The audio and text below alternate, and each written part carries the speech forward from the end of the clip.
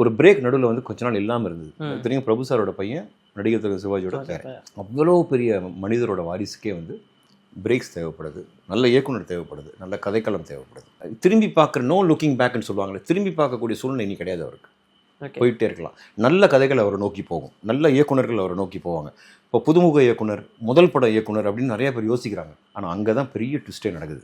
நீங்கள் சொன்னால் இப்போ குரங்கு பொம்மை டேரக்டராக இருக்கட்டும், நித்திரனாக இருக்கட்டும், எல்லாருமே புது இயக்குனர்கள். பார்க்கிங் படம் டேரக்டர், ஹிட்டு கொடுத்தவங்க, டூரிஸ்ட் ஃபேமிலி டேரக்டர். இன்றைக்கி அவங்களாம் வந்து ஹீரோஸால் வந்து என்ன சொல்லுவாங்க, ஏங்கிட்டு இருக்கிற டேரக்டர், ஏங்கிட்டு இருக்கிற ஹீரோஸ்க்கு மத்தியில் ரொம்ப ஹாட் கேக் மாதிரி இருக்கிற டேரக்டர்ஸ். ஐயோ இந்த டேரக்டர் என்ன கூப்பிட மாட்டாரா, இந்த டேரக்டர்கிட்ட படம் பண்ண மாட்டோமா அப்படின்னு ஏக்கம் வந்து ஹீரோஸ் மத்தியில் வந்துருச்சு இந்த டேரக்டர்ஸை பார்த்து. ஸோ இவங்க எல்லாமே புதுமுக இயக்குனர் தான். இவங்களுக்கு வாய்ப்பு கொடுத்த அனைத்து ஹீரோஸும் உண்மையான ஹீரோஸ். யார் ஒருத்தர் புதுமுக இயக்குனருக்கு தைரியமாக கொடுக்குறாங்களோ அது அவங்க மேலே வச்சுருக்க நம்பிக்கை. நான் ஒரு ஹீரோனா என் மேலே வச்சுருக்க நம்பிக்கை, நீ எடு படம், நான் நடிப்பேன், படம் போகும். எனக்கு ஆடியன்ஸ் இருக்காங்க.